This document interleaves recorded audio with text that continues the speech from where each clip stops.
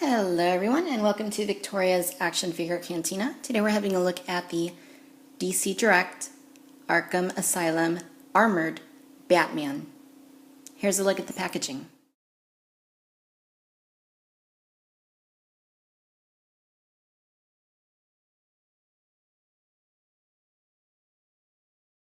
So over the course of DC Direct's Arkham Asylum and Arkham City lines of figures, they've gone about and produced several variations on Batman, which is understandable.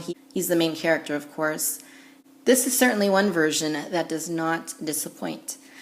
In the game Arkham Asylum, as part of the bonus content, you could play as Batman fighting these challenges against various thugs, and you could choose to wear the armored batsuit, and that's basically what you're seeing here in this action figure.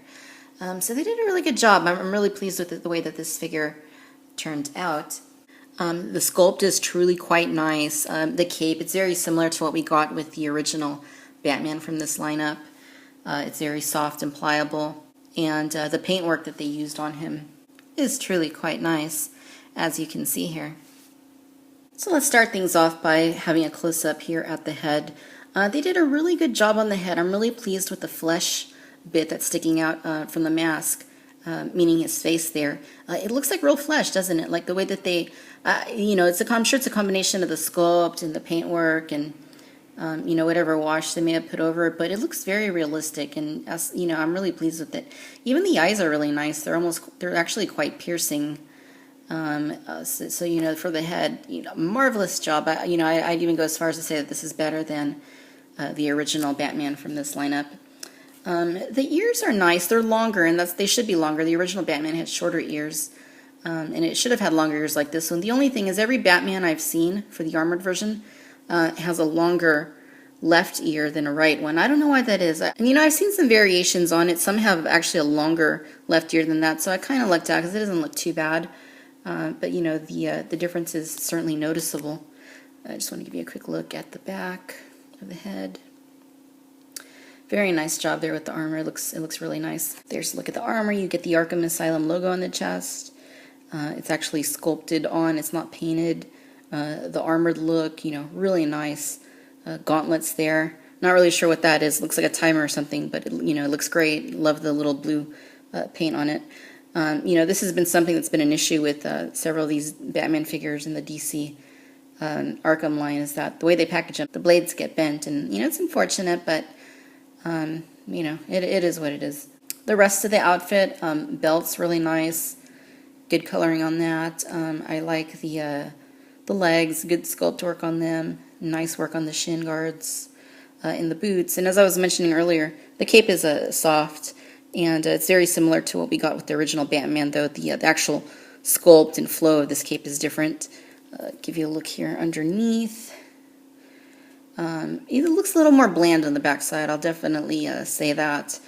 But that's not necessarily a bad thing. It just looks like, whatever armor he's wearing on the front, basically ends there, I suppose. You could see that undershirt on the front side, but just doesn't look like he put any armor in the back, which I'm not sure that's exactly wise to go up against Gotham's worst criminals. In the way of articulation, Batman has a ball joint here at the head. You get a pretty good range of movement with it. He has ball hinges at the shoulders, and despite the look of it, the cape actually doesn't hinder it all that much.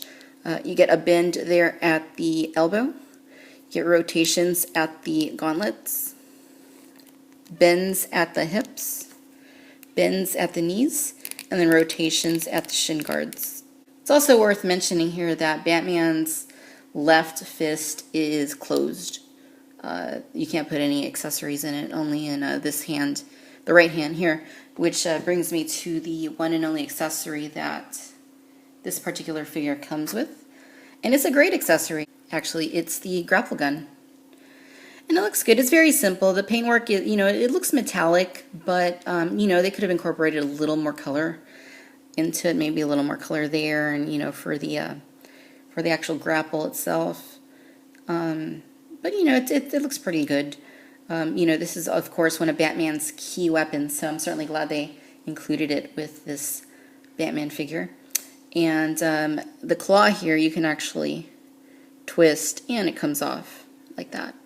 Now it would have been kind of cool, I suppose, if they would have maybe put like a little recoiling spring that you could maybe, pull out and then push a button and it just kind of goes back in. That would have been awesome, but for what it is, I'm pretty pleased with the accessory as a whole.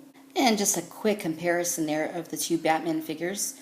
On the right is the original Arkham Asylum release, and on the left is the armored version. As you can see, they're quite similar in appearance, but there are obvious differences. Of course, the original Batman has shorter ears and lacks the armored look of the newer version. Alright, ladies and gentlemen, so there you have it. This is the DC Direct Arkham Asylum Armored Batman. He stands a little bit over 7 inches tall and is an exceptionally sculpted and painted figure.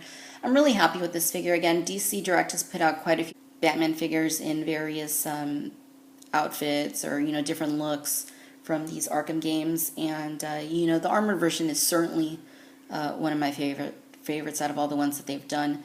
Really good sculpt, really nice paintwork. Articulation is quite good. It could be better, but as it stands, I am quite happy with it. Love the accessory.